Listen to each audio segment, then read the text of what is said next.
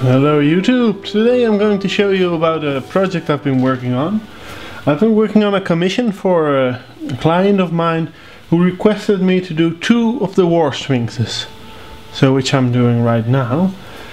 He also requested that I created one Warsphinx just as a Warsphinx, which I will show you later, and one that should be adaptable to make into a Necrosphinx. Well, as I would reckon most of you want to know how I did this, I want to start with the body. Here you can see the body. I've taken off the tail piece, the back piece and the head piece and painted the rest of the figure. I still need to do the base, so bear with me on that. And as you can see, I've used some of the lightning patterns on the skin. Well, I hope you can see it. Well, here you see this little round thing is a magnet, which I also put in the tail, a very small magnet. So let me show you what I've done. First off, the wings. I've put a bit of green stuff on the bottom of the wings so that the magnet has a little space and it doesn't look like it's sticking out. You can stick it on like that. It's a bit movable, but the figure itself, it won't wobble while playing. Of course, this figure goes with the torso. The torso I've attached using pins. I didn't really find a good way to use magnets. Maybe some people that do have a better way than me. Okay, and the last piece that should go on here is the scorpion tail piece. It's a magnetized as well. So this way we have the Necrosphinx. But of course it would have to be interchangeable. So I'm taking off these pieces. This is the other tail piece, which shows to be some sort of, I don't know what's it called, but it looks like a slicing blade of some sort. The head piece, I've glued in the tiger's head in the, what you call it, in the hood. Also used a little pin here to attach it to the body. The howdah kind of snaps on there like that. And I'm still working on the crew, which I'm painting in this fashion. Then I'll snap them off the base and put them in the howdah. That way you can interchange the figure.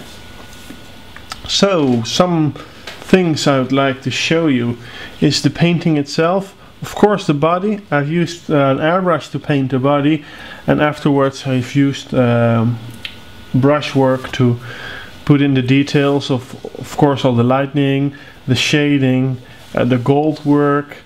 Put in a lot of, what's it called, hawk turquoise, as well as Games Workshop terracotta. I'm not sure if they make this anymore, to paint in all the small little details.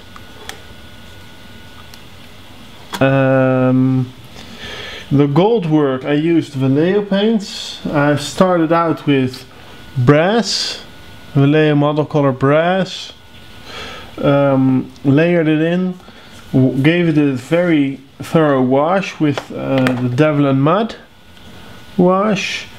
The details like the skulls that are here somewhere, the real sharp details I went over with the Bada black wash as well, after the other one dried thoroughly. And after this I've blended in my highlights using first Vallejo modeling color Old Gold, which I don't have on the table right now, and afterwards Mithril, or Games Workshop equivalent of Mithril Silver, also not on the table right now.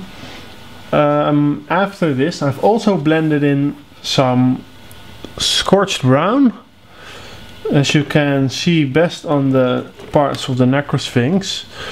Let me see if I can show you. Here on the wings you see that the tip is brown, It goes all the way to the mithril silver in the middle, back to the gold from the sides as well. All the little winglets or feathers, how you would call, have been individually highlighted so that it's truly good looking. The same applies for the golden man himself, the Necrosphinx torso. The blades have the clearest of this. Let me see if I can use the light to better show this.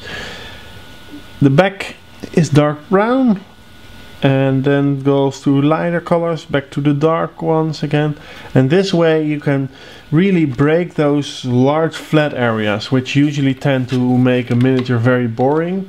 There are two ways to either to compensate it. It's either with a color difference or gradient like this, or the same way as the body. The back piece here, I'm not sure if you can see this.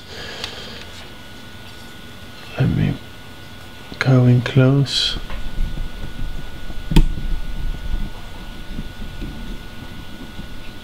There we have it. This figure has a black area here, which I then highlighted using lightning scribbly things, going with Privateer Press Formula P3 paint. I've used this color, it's called Coal Black. Coal Black. Afterwards I went over it with a mixture of Coal Black and Hawk Turquoise, and afterwards Hawk Turquoise on its own. Then I gave it a wash with majority parts of water and a little bit of the mixture plus some white to give it a cloudy glaze. That would be the best way to describe it.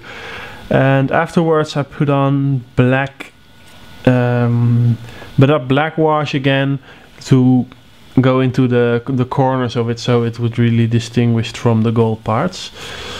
Here the red and the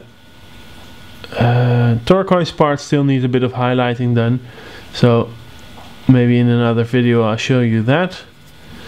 The skull of the figure as well, and especially here, I'm not really sure if you can see it, but the rib cage, the front hair is mithril silver, old gold, brass, all the way to scorch brown. The funny thing is that if you look at this in a glance, you don't see this is highlighting work. You just it seems to be a natural effect. I'm really quite satisfied with that. So that's for now. Also working on these guys, crew. If they are done, I'm going to start with the project. If these two Warsphinxes are done, I'm going to do some black orcs, then an ultramarine army, and after that, when I'm finally done, I'm going to work on my own pirate gang as well as an undead vampire count army. So that's it for today. Thanks for watching and have a nice one. Bye bye.